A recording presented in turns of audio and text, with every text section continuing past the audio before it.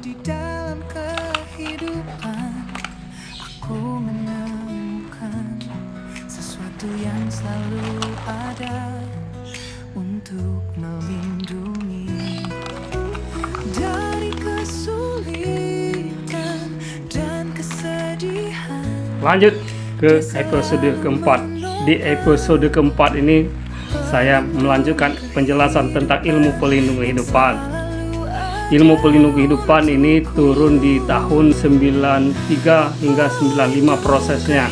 Tahun 1993 sampai 1995 di Desa Naningan yang diterima oleh orang tua kita, bapak kita Surman Effendi bin Muhammadiyah. Beliau lagi santai di sela-sela di pohon kopi antara waktu zuhur. Nah, ada tiba-tiba suara datang terdengar oleh beliau. Nah, ternyata suara itu tertuju untuk beliau, Pak Surman Effendi bin Muhammadiyah. Nah, dalam suara itu seperti bahasa Arab. Beliau pun tidak mengerti apa yang disampaikan karena dalam berbentuk bahasa Arab. Tapi beliau tahu itu suara tertuju untuk dirinya, untuk Pak Surman Effendi, karena ada disebutkan namanya Surman Effendi bin Muhammadiyah. Artinya beliau berpikir ini untuk beliau. Maka beliau berucap, kalau ini memang untukku, pakailah bahasa yang aku mengerti, kata beliau. Karena jangankan bahasa Arab, mengaji pun aku tidak bisa. Maka suara berikutnya itu tetap bahasa Arab, namun beliau sudah diberikan sesuatu paham bahasa yang dimaksudkan. Walaupun tetap bahasa Arab, persis seperti bahasa Arab, tapi beliau paham yang dimaksudkan. Termasuk suara pertama dan kedua, beliau pun paham arti makna yang disampaikan.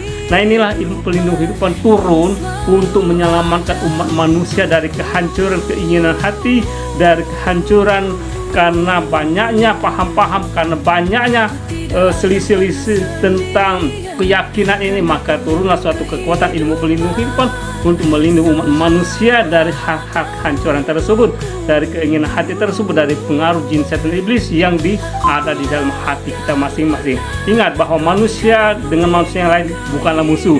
Manusia itu punya musuhnya masing-masing, yaitu keinginan hati yang harus dikendalikan. Maka turunlah ilmu pelindung kehidupan untuk memberikan kekuatan pada akal agar akal lebih dominan, bisa mengendalikan hati dan kendalikan. Dan pelindung kehidupan ini bisa didapat oleh siapapun dengan proses pengesahan hak. Pengesahan hak itu seperti ijab kabul, dan tentu ada syaratnya, yaitu pengorbanan, istilahnya mahar. Pengorbanan ini berbentuk uang, karena uang adalah alat tukar yang mudah digunakan dan alat tukar yang praktis, tinggal dipakai. Alat tukar yang lebih universal uang ini, maka nilai pengorbanan itu dengan uang. Jadi kalau Anda yakin dengan kekuatan pelindung kehidupan itu, ini untuk seumat manusia tanpa membedakan agama masing-masing. Ini ilmu, bukan agama. Nah, ilmu ini pun sudah begitu seperti ini praktis. Jangan kita seperti minyak goreng. Kalau minyak goreng, kalau kita praktis berarti kita tinggal pakai.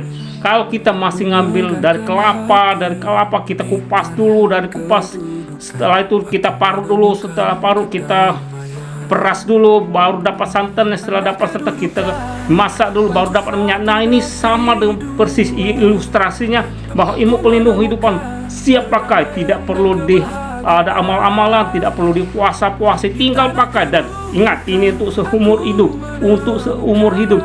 Siapapun tidak bisa membuang, melepaskan ilmu, karena ini ketentuan. Ini ilmu pelindung kehidupan bukan diisikan. Ilmu pelindung kehidupan bukan diisikan kepada orang, tetapi disahkan. Arti disahkan antara orang yang sudah wewenang, punya wewenang untuk mengesan hak. Berarti ini ada kekuatan yang diberikan Maha Kuasa.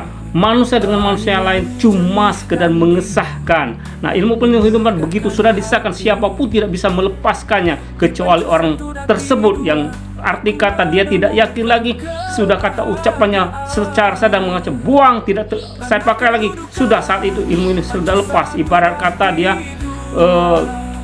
kalau istilah Islamnya itu sudah murtad. Nah, itu maaf ya istilahnya kalau Islam tuh kalau sudah dia mengucap syahadat dan dia tidak yakin lagi, murtad. Nah, ini ibarat kata seperti itu. Kalau dia tidak yakin, lepas, sudah lepas, praktis.